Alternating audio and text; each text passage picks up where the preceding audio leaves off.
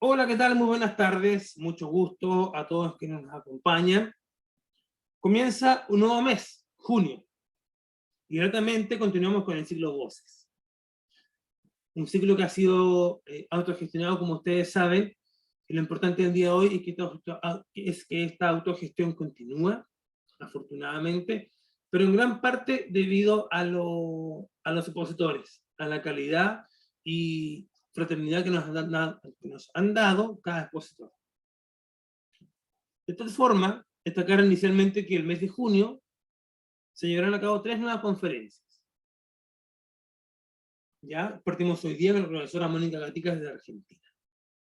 Solo a modo de recordatorio, señalar que el ciclo Voces nace a fin de sustentar tanto crítica como teóricamente la futura formación del archivo oral o sordo, el cual, se ha dicho de paso, se gesta como un proyecto autónomo e independiente a nivel local, garante de triangular, mediante testimonios de diversos actores locales, lo que es memoria, derechos humanos e historia reciente.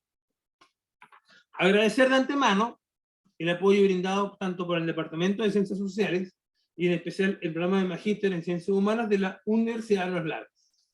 De esta forma, hoy día, jueves 9 de junio, nos reencontramos para dar paso a la conferencia titulada Historia Oral, Desarrollo y Alcances en la Práctica, la cual será llevada a cabo por la doctora en Historia, Mónica Gatica, que nos acompaña desde el sur de Argentina. Comentarles, antes de que Mónica Gatica es licenciada en Historia por la Facultad de Humanidades y Ciencias Sociales de la Universidad Nacional de la Patagonia, San Juan Bosco del sur de Argentina. Ella es especialista en Ciencias Sociales por la misma casa de estudios y es doctora en Historia por la Facultad de Humanidades y Ciencias Sociales de Educación de la Universidad de La Plata, Buenos Aires. Los principales temas de estudio de la doctora Gatica son historia oral, historia reciente, memoria, migración y ¿saben qué? Exilio chileno. De hecho, su tesis doctoral se denomina Exilio, Migración, Destierro. Los trabajadores chilenos que se asentaron en el noroeste de Chubut a partir de 1973. Memorias e implicancias. A la fecha, la doctora Gatica es profesora asociada a la Universidad Nacional de la Patagonia San Juan Bosco, sede Trelew, donde imparte la cátedra de Historia de América III. Por su parte, es asignada en los espacios curriculares Historia Social de América Latina y Argentina, Seminario de Procesos y Problemas de la Patagonia y Seminario de Tesis de Grado en la carrera de Historia en la sede Trelew. Ella, además, es miembro pleno de redes y asociaciones vinculadas al análisis de las problemáticas de la historia reciente. Asimismo, quiero enfatizar y destacar que desde ya hace varios años ella es docente del programa de Diplomado en Educación, Memoria y Derechos Humanos en la Universidad de Chile. Dentro de sus publicaciones destacan los libros Hacedores de Camino, el Sindicato de Trabajadores Vélez de Chubut y Patagonia, Desarrollo Indiano y Graní. A su vez, ha publicado diversos artículos y reseñas en revistas indexadas y ha participado en congresos, jornadas y dictado conferencias en distintos cursos, congresos y capacitaciones. Sin más, es un verdadero honor y privilegio el contar con la participación de la doctora Gatica, a quien desde que toqué su puerta por primera vez en septiembre del año pasado, se ha dispuesto a colaborar y apoyar esta humilde iniciativa. Dicho esto, quisiera dar las más cordiales bienvenidas a la profesora Gatica, tanto al ciclo Voces como también a la ciudad de Osorno, aunque sea de manera virtual por lo pronto. Sin más, profesora Gatica, el espacio es suyo y desde ya reitero mis más profundas y sinceras agradecimientos. Profesora Gatica, mucho gusto y bienvenida. Bueno, buenas tardes a todos, a todas. La agradecida soy yo, Gastón, y en su nombre quiero extender mi salutación al Departamento de Ciencias Sociales de la Universidad de los Lagos y especialmente al programa de Magíster en Ciencias Humanas, Convención en Historia, que hace posible estos encuentros. Yo he dado varias vueltas en torno a qué aspectos compartir de mi trabajo con ustedes en una reunión hoy. Yo en realidad estoy abocada y desde hace mucho tiempo a formular diálogos intersubjetivos y situados. Es decir, yo he interactuado en entrevistas, he tomado testimonios, he realizado registros formales e informales, fotográficos, fílmicos, audios, pero en definitiva creo que lo nodal es atender a las múltiples relaciones interpersonales que he construido a lo largo de mi trayectoria profesional. Interpersonales e interinstitucionales, porque me parece que los encuadramientos de los relatos a los que accedemos deben estar atendiendo y destacando no desde lo individual, la historia de vida, sino que hay que inscribirlos, hay que incorporarlos, hay que pensarlos en una clave comparativa. Cuando nosotros intervenimos, nuestro rol es político, es decir, nosotros vamos a buscar información, pero también estamos proporcionando oportunidades, principios, sentimientos, valoraciones en torno a las narrativas que recogemos. Acá hay una cuestión que para mí es muy importante y es la cuestión de la transcripción. Los que hacemos historia oral tenemos que estar atentos a múltiples claves de registro. Tenemos que estar atentos a problematizar ese registro. Alguien nos está ofreciendo la oportunidad de dar a conocer una narrativa y nosotros lo que estamos otorgando, y esto lo pongo entre aspas como dirían los colegas brasileños, es un lugar en la historia, un lugar en la disciplina para aquellos que han sido invisibilizados. En este sentido, posicionamientos teóricos como el de Burke, o especialmente yo trabajo mucho con la producción de Adolfo Schilling, querido sociólogo argentino, radicado en México, parto planteando que hago historia oral, pero yo trabajo con historia desde abajo. Digo, ya son muchas las corrientes historiográficas que han señalado el valor de la transdisciplinariedad, la potencialidad de las subjetividades para la investigación, pero a mí me parece que tenemos que tener muy presente y dar cuenta de la interacción entre investigadores y sujetos, porque tenemos que conservar la agencia de nuestros entrevistados. Es decir, no podemos entrevistarlos y encuadrarlos como objetos. Es muy interesante atender a las especificidades que estas mujeres y hombres nos están aportando.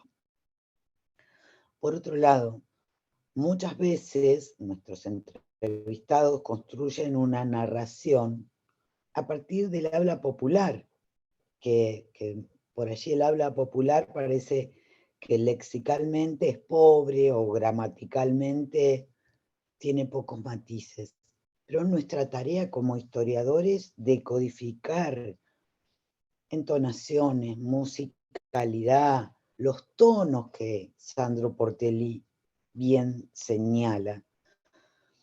Es decir, atender a la autopercepción, a la información, pero también especialmente al trasvasamiento generacional, nos aporta herramientas para analizar y ver cuáles son las continuidades y cuáles son los cambios. En realidad, cuando entrevisto múltiples sujetos de las clases subalternas, sean mujeres, campesinas, sean obreras, pero en el mismo sentido, cuando lo hago con ellos, no nos detenemos en la idealización de un tiempo pasado. Estamos aportando, estamos interviniendo para prefigurar el futuro, Por eso están registrando su narrativa. Más allá de las transformaciones personales, familiares, en realidad hay operaciones de síntesis sociales que son las que permiten en determinado contexto visibilizar y recuperar bagajes culturales y simbólicos. Hay necesidad de inscribir en una narrativa políticamente ordenada esa evocación. Un ejemplo, la irrupción de las maternidades. Cuando yo entrevistaba mujeres, la construcción diacrónica estaba asignada por las maternidades, por los ciclos asociados al cuerpo, por la tensión entre maternidad, equilibrio, reproducción. Y hoy me parece que esa inscripción se ha modificado. Digo, las intervenciones y las emergencias de nuevos factores culturales y políticos han reposicionado esas evocaciones. Cuando yo en mi tesis de grado entrevistaba obreras viales, ellas tenían una memoria muy presente de lo que habían sido los efectos sobre el cuerpo, la materialidad de aquellas primeras marchas en los años 70. Cuando hablaba con los compañeros se referían a las viejas. Y yo no terminaba de entender bien por qué en un sindicato absolutamente masculinizado las mujeres, las viejas, tenían tanta importancia. Y a medida que avancé en el análisis, me di cuenta que cuando apelaban a la valentía de las mujeres, estaban dando cuenta de los intersticios en los que los... La verdad que eso no me gusta mucho. This meeting is being recorded. Pero sí dar cuenta de nuestras trayectorias nos permite remitirnos a experiencias de trabajo, a prácticas sociales, a prácticas académicas.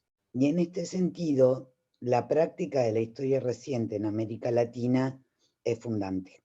Es decir, trato de pensar la historia dando cuenta de matices, de sentidos, pero no solamente construidos en el paño local. Nosotros tenemos que poder construir una narrativa inscripta. Es necesario vivir, conocer, interpretar distintas realidades para misturar lo nuevo con lo ya conocido. Es decir, las dinámicas sociales y culturales también enriquecen nuestro análisis.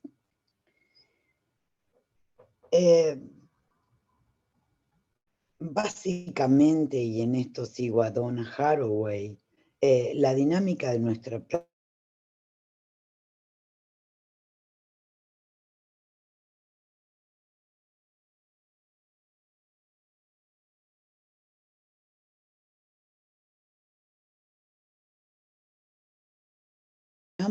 y compartimos, porque no es solo la subjetividad de quien narra, nuestra propia narrativa también está interpelada por la propia subjetividad. Lo que debemos hacer es habilitar la escucha, pero habilitamos la escucha para comprender, para visibilizar significados, para reaccionar a detalles que pueden ser ínfimos, pero que pueden llenar de contenido nuestra investigación. Voy a un ejemplo. Usted se ha referido a la producción de mi tesis de doctorado. Producido el golpe de Estado en Chile, los primeros 3 trabajadores que desaparecen en el exilio, desaparecen en Argentina. Y este es un hecho invisibilizado. Digo, esto aconteció en Río Mayo. Y yo fue a partir de las narrativas orales que pude buscar documental que corroborara esta práctica.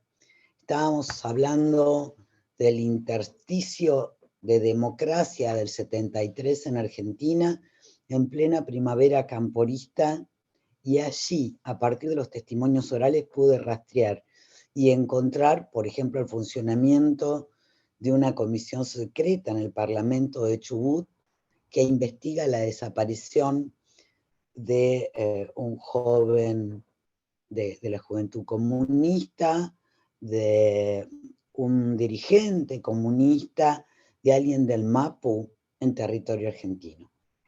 Y están las notas de agradecimiento de los carabineros chilenos. Claro, no hablan del secuestro que llevaron adelante, secuestro seguido de muerte, sino del oxígeno que vinieron a buscar.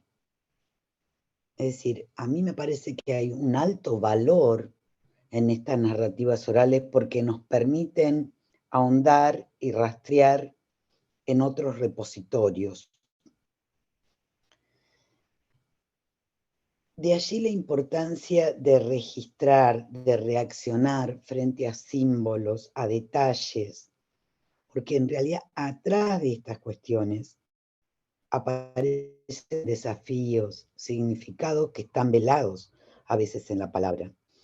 Y en este sentido creo que también hay que habilitar una identificación que nos permita superar la neutralidad, porque la neutralidad como instrumento es masculina, es blanca, es occidental, y nosotros podemos poner en cuestionamiento muchas de estas interpretaciones que son básicas, pero que en realidad encierran alto valor simbólico para la interpretación. Yo creo que no se puede trazar un límite entre lo individual y lo social, entre lo personal y lo colectivo, pero sí estoy convencida que partiendo muchas veces de lo individual podemos modificar, podemos enriquecer la lectura de lo colectivo. En este sentido, mi trabajo está formulado desde el análisis de memorias, pero las memorias encierran siempre un concepto poliédrico, porque en realidad nos sumen en un territorio donde confluyen múltiples recuerdos y olvidos que dialogan. Y en este sentido, nuestro rol disciplinar es intervenir, es comprender, es desplegar e interpretar este material. A la fecha estamos trabajando, hemos abordado a partir de la problemática de las movilidades, los desplazamientos en torno a un hecho traumático que se ha suscitado en nuestra comunidad, que es la masacre el 22 de agosto de 1972 de 16 guerrilleros en la ciudad de Trelew. Quienes alcanzaron a salir, volaron a Chile, casualmente al sur de Chile, de donde después llegaron a Santiago para salir posteriormente hacia Cuba. Estas narrativas en torno a la memoria de Trelew han habilitado y nos han posibilitado pensar la historia nacional y la historia local. Es decir, cuando los sujetos con quienes trabajamos toman conciencia de su propia historicidad, pueden emprender acciones con capacidad para plantarse y reclamar desde la justicia que terminó encarnándose en un acto que fue catalogado como de lesa humanidad por la Justicia Federal Argentina en torno a la masacre, pero también, excediendo esto, han permitido cuestionar, por ejemplo, el rol de los Estados Unidos protegiendo a la fecha a Bravo, quien fue uno de los que lideró esa operación. Digo, hay una memoria colectiva que implica una narrativa compartida, al decir de Albax. Ahora, los testimonios no solo aportan recuerdos y memorias que tienen una base común, a veces proporcionan mucho más allá de eso elementos para una búsqueda que también anida en la memoria social o colectiva, pero que excede las fronteras de lo decible. El proceso y el acto de recordar, como dice Sandro Portelli, son individuales. Ahora, hay una enunciación que se inscribe en una memoria social que seguramente es compartida. Es decir, la memoria colectiva es una formalización de estas remembranzas.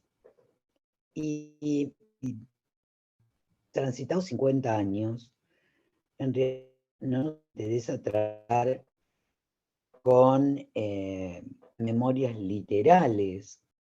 No, la idea no es repetir cíclicamente las aflicciones que se produjeron, sino a partir del trauma inicial es necesario que los sujetos y las sujetas con que trabajamos se empoderen y tengan la posibilidad de realmente hacer escuchar su palabra. Los textos narrativos, bajo la superficie textual, hay información que se explicita con otros códigos y sobre los que nosotros tenemos que avanzar. Digo, para abordar el análisis de una de estas narrativas, desde mi perspectiva es necesario partir de un análisis complejo que suponga apelar a distintas claves interpretativas, apelar a lo étnico, apelar a la clase, apelar al género, a la pertenencia generacional. Es decir, hay que hacer hincapié en las operaciones que en la construcción de memoria se han producido y desbrozar los tránsitos de estas subjetividades. Digo, no me interesa la biografía por la excepcionalidad, no me interesa la historia de vida por la originalidad, sino que lo que pretendo es ver qué habilitan, qué tipo de diálogo, qué tipo de reflexión puedo plantear a partir del análisis, no solo de la vida pública, sino de la vida privada de sujetos que pueden haber tenido o no un rol protagónico. Por ejemplo, cuando trabajé con la biografía de Ana María Villarreal de Santucho, una de las figuras fusiladas en Trelew, en realidad fueron múltiples relatos los que se pusieron allí en tensión. No se trataba de una narrativa personal, apologética. Por el contrario, me permitió pensar muchos de los límites y las posibilidades que estas mujeres que hicieron una opción por la guerrilla encontraron. Es decir, no me importa demasiado si un relato es ético o no. Lo que me interesa es pensar y desglosar el sentido que este relato tiene. Digo, por darles un ejemplo, yo hablaba de mi tesis de grado en la historia de un sindicato que en determinado momento lo va a ganar la burocracia mientras había sido organizado, fundado y consolidado por militantes del Partido Socialista en Argentina. O sea, una verdadera rareza para un sindicato que ha pervivido en nuestra región. Bueno, yo no entendí perdía el sindicato. Es cierto que había una maniobra de los sectores de derecha, de la burocracia, de la Agencia Nacional, de la propia CGT local que intervenía. Entonces, yo conocía a quien había sido el secretario general y líder de esta organización y traté de entrevistarlo después de entrevistar a trabajadores de distintos estamentos de la organización para justamente no verme seducida por su narrativa. Y entonces, aparte, obviamente muy carismático, entonces cuando lo entrevisto le pregunto en realidad por qué él creía que habían perdido la organización, lo pierden en muy poco tiempo, muy paradigmático. Entonces me dice, ¿pero qué querés? Lo enfermo que yo estaba, ¿cómo estabas enfermo? Ahí me cuenta de toda una enfermedad neurológica que tuvo, con lo cual, bueno, en la organización. ninguno de los trabajadores había registrado este hecho, que era muy significativo y estaba muy ligado no solo a la enfermedad de Héctor Sosa, sino a la subjetividad de quienes habían militado con él, y tuve que volver a repreguntarles porque nadie lo había recordado. Digo, esto como alerta para ver que hay que habilitar el habla, pero también hay que habilitar con mucha atención la escucha. Muchas veces, como dice Pollack, un pasado que queda mudo, que permanece mudo, es menos producto del olvido que de un trabajo de gestión de la memoria dentro de los límites de lo decible y con las posibilidades de cognición que existen. Es decir, hace falta también un interlocutor atento. No alcanza quien quiera contar. Si nosotros no escuchamos, si nosotros no estamos atentos, en realidad es posible que vayamos hacia el fracaso, ¿no? Digo, no solo tenemos que tratar de problematizar lo que nos cuentan, que es muy importante dar cuenta y transcribir también los silencios, transcribir todo ese lenguaje corporal, lágrimas, risas, miradas. Y en este sentido, creo que tenemos que partir y estar muy atentos a la advertencia que por comodidad transcribimos la entrevista, pero cuando vamos a interpretarla, tenemos que volver a la escucha. Es decir, hay un vínculo indisoluble entre el cuerpo y la narrativa, entre el cuerpo y la evocación. Si nos quedamos solamente con la escritura, estamos negando.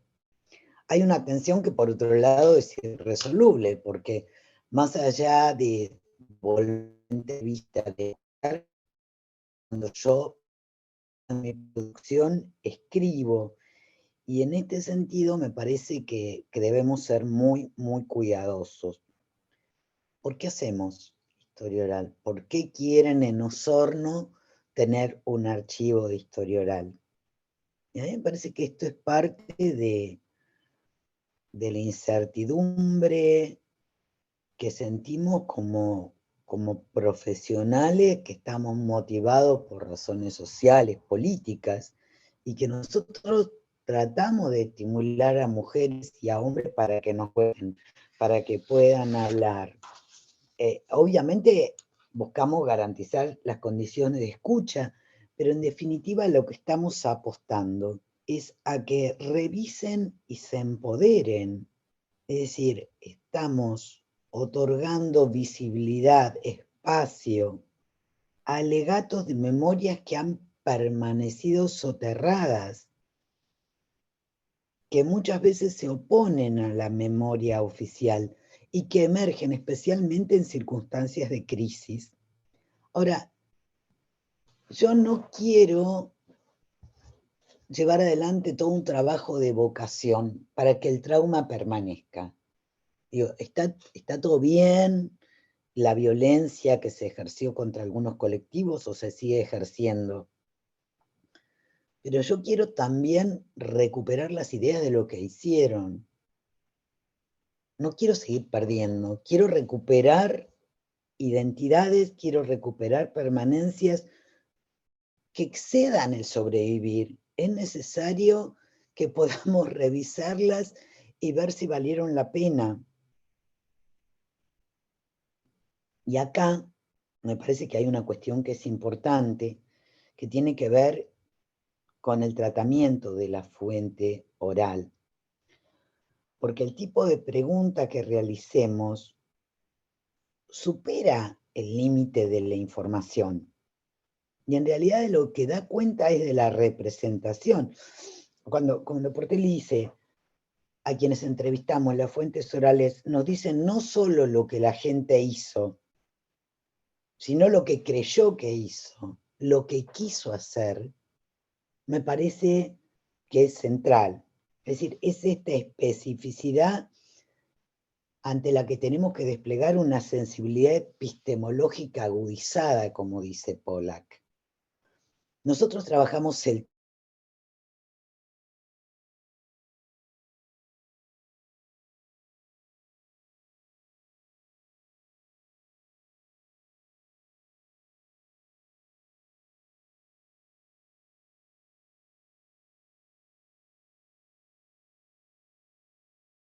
hacer historia que excede a la cuestión metodológica. Nosotros no le damos